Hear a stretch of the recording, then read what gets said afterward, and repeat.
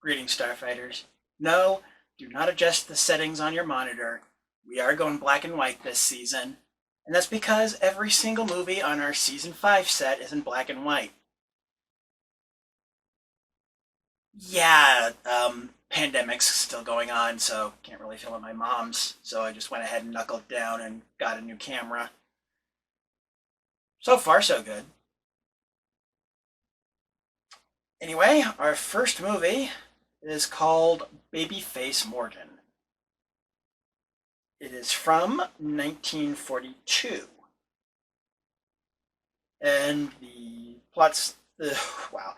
Okay, the plot things on the back of this one are a lot bigger than on any of the other DVD sets I've done on this show so far.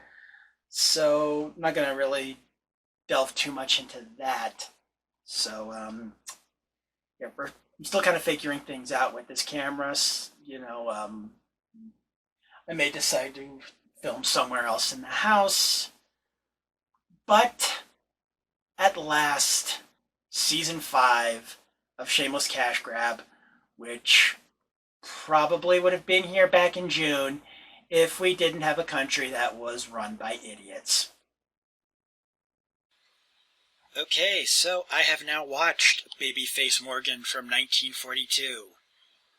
The plot summary is courtesy of the DVD case, which I think is actually going to be the norm for this season because these are actually fairly detailed, especially when compared to previous DVD sets. I mean, hell, last season there weren't any plot summaries on the back at all. But anyway, after mob mogul Big Mike Morgan is murdered, wow, that's a lot of M's, his second-in-command, Doc Rogers, comes up with an ingenious plan to manipulate his fellow mobsters. After Rogers learns that Morgan has a son named Edward, the gangster appoints him as head of the Acme Protection Agency, a front for the gang's illegal activities, but what Edward believes is a verifiable insurance agency. Rogers then tells his fellow gangsters that Babyface Morgan is a ruthless killer who wants his identity kept a secret and that he's taken over the operation. In this way, Rogers can control the gang without anyone knowing. But things don't go quite as planned when Edward begins paying out insurance to the trucking companies that the gang is trying to extort money from by wrecking their trucks and then offering protection from future damages. As the mob's income becomes tighter and tighter, Joe Torelli, a mob member who believes he should be in command, grows suspicious and begins to track down the mysterious man named Babyface Morgan. By the way, if you can still pick up some of the fan noise, I'm really sorry about that, but it has been hot even by Southern California standards this past week, and this episode is already way later than I planned, so I did the best I could. Anyway, so the first thing you might notice about this episode, if you're watching it, not just leaving it on in the background, the screen caps are pretty much all, except for a few here and there, taken from the Windows Media Player. Well, that's because Google Images gave me, nothing but posters for this one. And also a lot of images from the Clint Eastwood movie $1 Million Baby for some reason.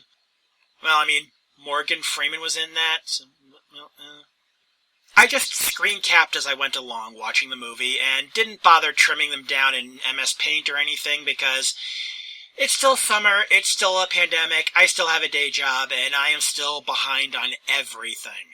I'm 2 seasons behind on Agents of S.H.I.E.L.D., 3 seasons behind on Bob's Burgers.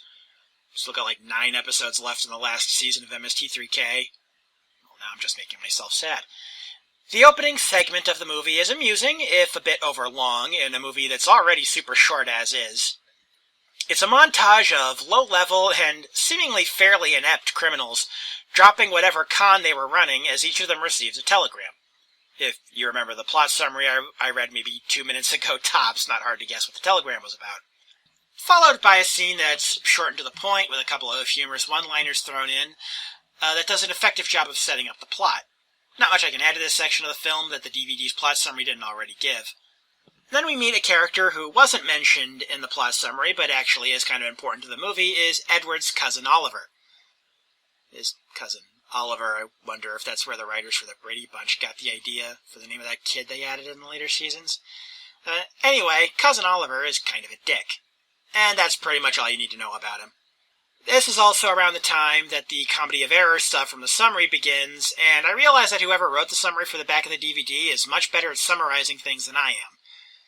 No wonder I didn't do that great in college. The comedy itself is pretty good, for the time it was made anyway. Having the Hays Code looming over the movie limited where it could go, but at the same time, I imagine if it were made today, it would go too far in the other direction and just be repetitive slapstick that stops being funny after 5 minutes, and probably with fart jokes thrown in too. It would probably be transphobic at least once, just because. Yeah, you probably guessed this already, but this is going to be a short episode. That usually happens when I like the movie in question. I mean, look how little I've said about it so far, and as I write this part of the script that I'm reading from, I'm more than a third of the way through the runtime. Yeah, really. I didn't want my first episode back after a longer than planned hiatus to be so short, but just how it worked out. Sorry. One thing I will say that the DVD summary leaves out is that there is a romantic subplot in here, which I guess is to be expected.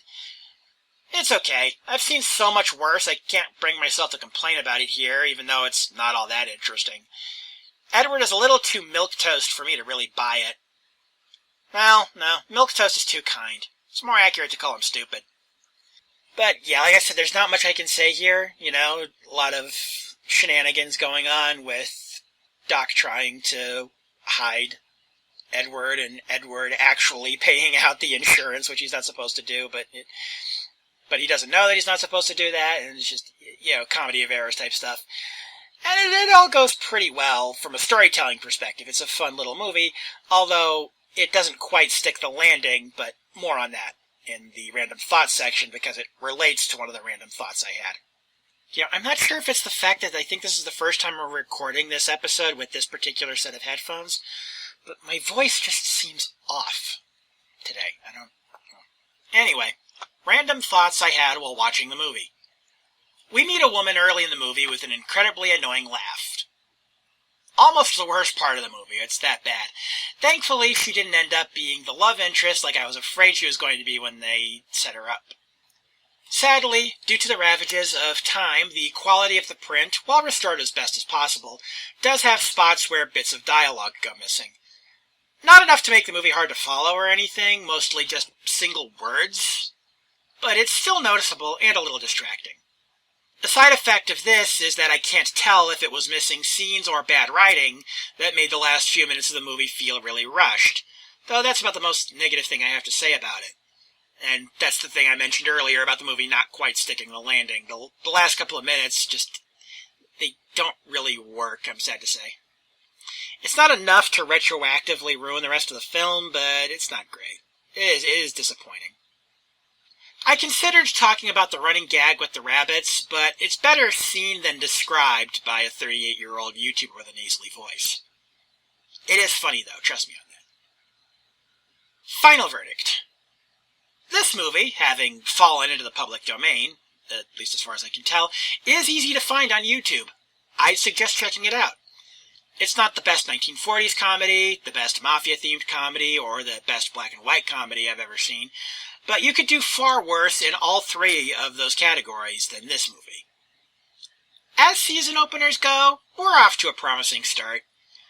I'd say definitely better than Hard Bodies. About maybe a little better than Operation Endgame. Not quite as good as Pulse. Definitely not as good as Nosferatu. I think Nosferatu kind of set the bar really high for season opening movies. Of course, the fact that the season opened strong doesn't necessarily mean anything, because I just mentioned Nosferatu. That was a season that included the vampire happening, so... Anyway, starting with this episode, I'm going to have an end-of-video tagline. I've not done that for the last 4 seasons, because I didn't really think of one, but I've been saying this particular thing as I leave the Radio Dead Air chat room for a few years now, and I figure in these, insert whatever cliche word commercials are using about these times here, I have heard the phrase uncertain times way too often, but anyway, yeah. Starting with this episode, I will be ending every episode of Shameless Cashgrab by saying, have fun, stay safe.